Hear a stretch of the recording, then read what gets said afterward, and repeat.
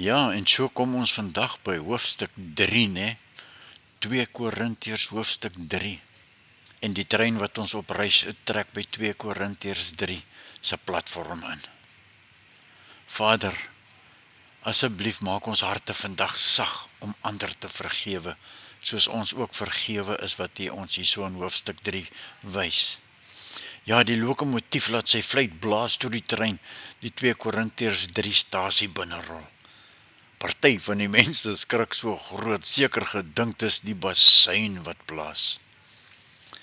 Maar gelukkig is oom Piet ook daar en parmantig vra hy vir Paulus of hy net gou vinnig iets kan sê. Paulus sê dis reg en oom Piet trek weg. Soos julle almal weet, gaan ons nou uit God se woord 2 Korintiërs 3 lees en so ek ag dit my plig om julle net te sê wat om te verwag en oom Piet trek weg. Luister, God skryf nie op klippe nie, man. Hy skryf op harte. In die ou tyd het Moses die 10 gebooie op klip gekry en dit was goed. Maar mense kon dit nie hou nie. En nou skryf God nie meer op klip nie of met ink op papier nie. Hy skryf met sy gees binne in ons harte. Ja, die wet bring dood omdat dit wys ons kan nie self regkom nie. Maar die nuwe verbond is deur die Gees op ons harte geskrywe en dit gee lewe. En waar die Gees van die Here is, daar is vryheid. Ons kyk na Jesus soos in 'n spieël en stadig verander ons om al meer en meer en meer soos Jesus te lyk. Maar dis nou genoeg, sê oom Piet half uit asem. Wie lees vandag? Vra oom Piet hard en sy oë dwaal oor die groep mense en hy soek na 'n dame met die naam van Tracy Lee. Baie welkom by ons en lees jy nou vir ons hoofstuk 3 asseblief. En sy vat die Bybel, maak hom oop by 2 Korintiërs 3 en sy begin lees. Goeiedag geliefdes van Jesus Christus. My naam is Tracy Lee Barnard en ek lees uit 2 Korintiërs 3. Begin ons weer onsself aanprys, of het ons miskien, soos party ander mense, aanbevelingsbriewe aan julle of van julle nodig? Julle is self ons aanbevelingsbrief, geskryf op ons harte, vir almal om te lees en te verstaan.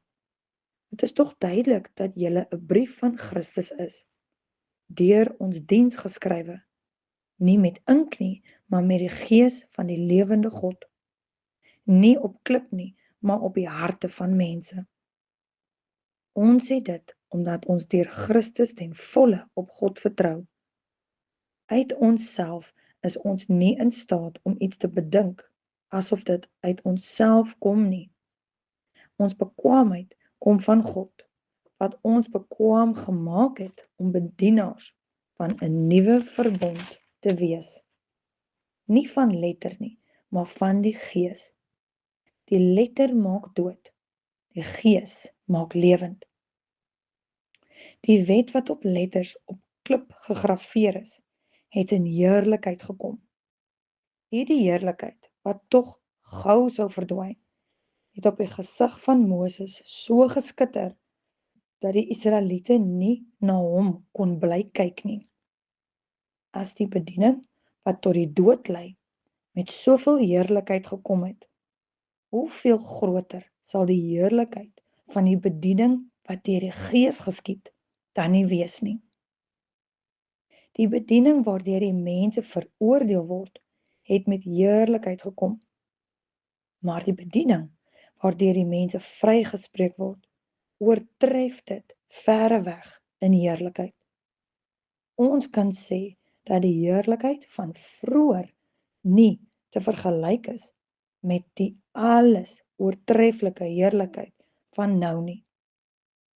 As wat aan die verbygang was van heerlikheid gestraal het, veel meer nog sal die blywende van heerlikheid skitter. Omdat ons hoop hierop gefestig is, tree ons met groot vrymoedigheid op. Ons is nie soos Moses wat sy gesig met 'n sluier toegemaak is nie. Dit moet hy doen om te verhinder dat die volk van Israel sou sien dat die ligglans aan die verdwyn was. Hulle verstand was ook toe, en vandag nog bly hulle verstand met dieselfde sluier toegemaak as hulle die Ou Testament lees. Maar die sluier word deur Christus weggeneem vir iemand wat in hom glo. Maar vandag nog, elke keer as die wet van Moses voorgelees word, is daar 'n sluier oor hulle verstand. Van Moses sê die skrif egter, elke keer as hy na die Here wend, word die sluier weggeneem. Die Here beteken hier die Gees. En waar die Gees van die Here is daar vryheid. Ons almal weerspieël die heerlikheid van die Here, want die sluier is van ons gesig af weggeneem. Ons word al meer verander om aan die beeld van Christus gelyk te word. Die heerlikheid wat van ons uitstraal, neem steeds toe. Dit doen die Here wat die Gees is. En met dit gesê sien ons hier kom ouma ook aangestap met 'n koppie tee in haar hande. Dankie, sê sy. Ouma roer haar tee en loer oor haar bron. My kind, jy moet iets weet wat jy nou gelees het, nê? God wil nie hê jy moet net buitekant mooi lyk nie. Hy wil jou binnekant nuut maak. Moenie net probeer om reëls te hou nie. Vra elke oggend vir die Heilige Gees. Skryf vandag liefde in my hart, Heilige Gees. Dan hoef jy nie te maak asof jy regtig verander nie, want die Heilige Gees self stap saam met ons en dis hy wat ons verander. Kom ons sluit af vir vandag. Dankie vir vryheid, onsse Vader. Verander ons net bietjie vir bietjie om al meer en meer en meer soos Jesus te lyk, sodat God onsse Vader daardeur verheerlik mag word. My vriend, staan op van jou knieë af en skud af al die stof en die laste wat jy dra. Staan net op en weet jy is vergewe, want elke een van jou gebede het die hemel reeds gehoor. Ons maak almal foute waaraan die wêreld ons soms meet, en ons elkeen het 'n storie wat ons eerder wil vergeet. Maar niemand dra jou skoene of ken die pad wat jy moes loop, en net jy betaal die boete en ken die drome wat jy droom. Die lewe is 'n storie wat jy nie vooruit kan voorspel, en jy weet nie altyd voor die tyd watter kaart jy op gaan tel. Maar iewers in die verte skyn daar 'n liggie net vir jou.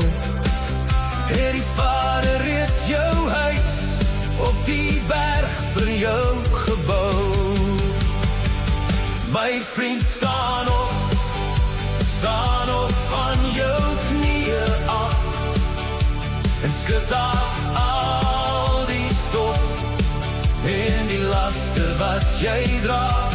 Staan net op en weet jy is vergewe, want elke een van jou gebede het die hemel reeds gehoor.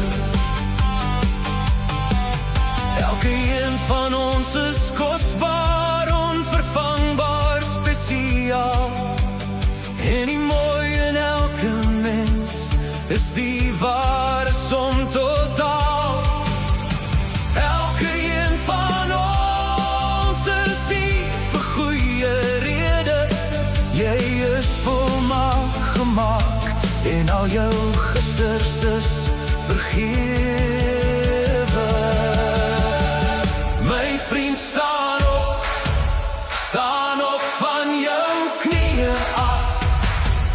en skud af al die stof.